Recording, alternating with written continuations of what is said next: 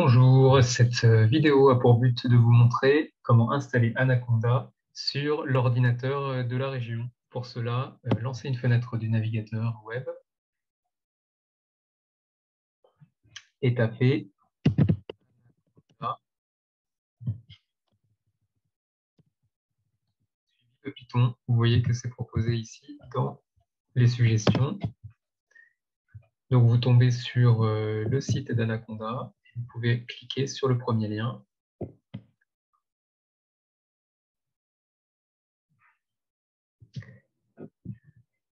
Ensuite, vous descendez, on vous propose Download, donc vous cliquez sur le bouton Download. Et ici, donc, si vous êtes sur l'ordinateur du lycée, il faudra choisir pour Windows l'installeur 64 bits. Donc c'est celui-là qu'il faut installer, qu'il faut télécharger, pardon.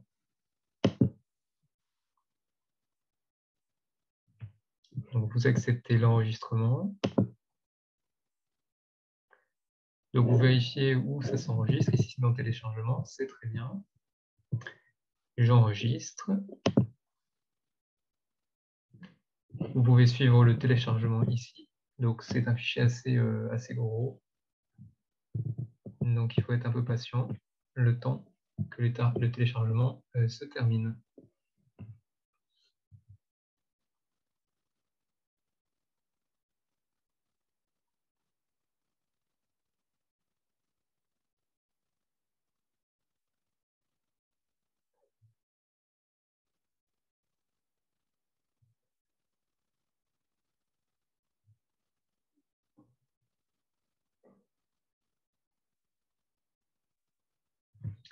Lorsque le téléchargement est terminé, vous pouvez double-cliquer ici.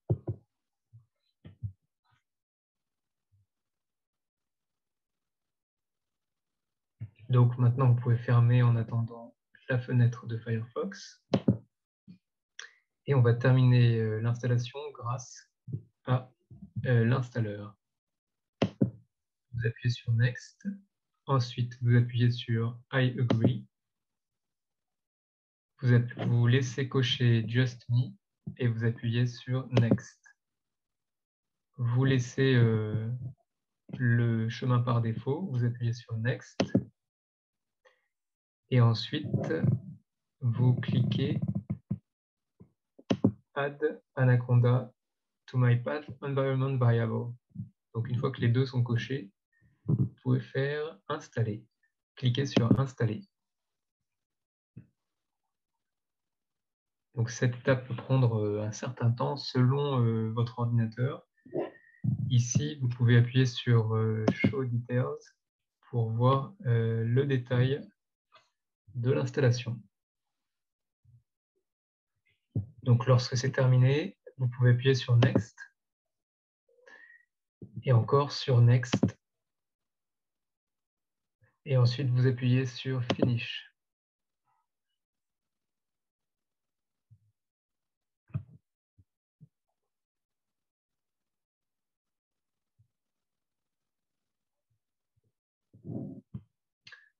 Donc vous pouvez fermer ici. Et donc pour terminer, pour éviter de surcharger la mémoire de l'ordinateur, on va effacer l'installeur. Donc vous allez dans l'explorateur de fichiers, dans les téléchargements, et ici, vous faites un clic droit, supprimer. Je ferme ensuite l'explorateur de fichiers et je vide la corbeille. Dernière chose, on va ajouter des raccourcis à la barre de lancement rapide. Donc pour cela, vous allez dans le menu démarrer.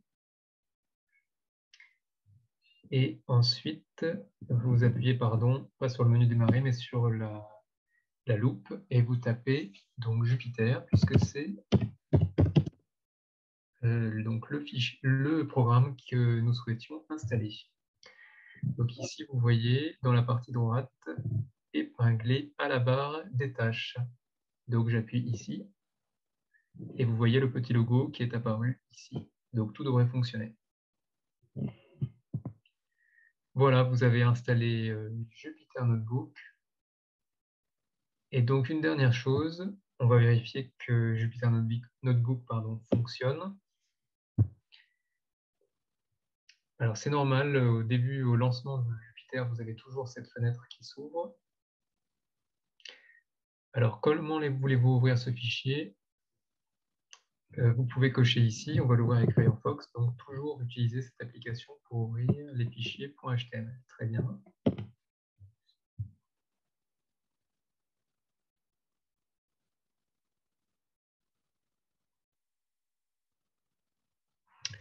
Voilà, donc ici vous retrouvez l'arborescence des fichiers de votre ordinateur. Il faudra donc aller chercher le fichier Jupyter Notebook et cliquer dessus pour pouvoir l'ouvrir dans Jupyter. Alors ici, je peux vous donner un exemple pour terminer la vidéo. Donc j'ai un exemple sous la main ici. Donc là, j'explore pour trouver le fichier exemple. Et donc par exemple, je peux ouvrir, eh bien, on va ouvrir un Jupyter Notebook sur les entiers par exemple. Donc vous voyez, je clique dessus. Et maintenant, j'attends son chargement et je peux travailler directement dans le fichier Jupyter Notebook. Voilà, je vérifie que le noyau est prêt. Ici, je clique. Je vois qu'il y a marqué non fiable, donc je vais cliquer dessus et cliquer ensuite sur faire confiance.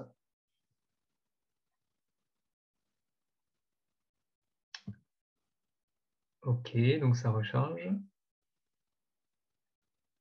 Voilà, noyau prêt, fiable. Donc maintenant, on peut travailler directement dans le fichier Jupyter Notebook.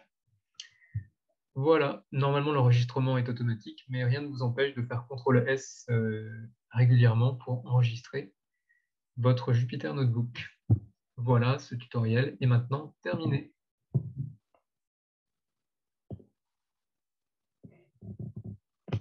Donc pour terminer, vous fermez ces deux fenêtres et voilà.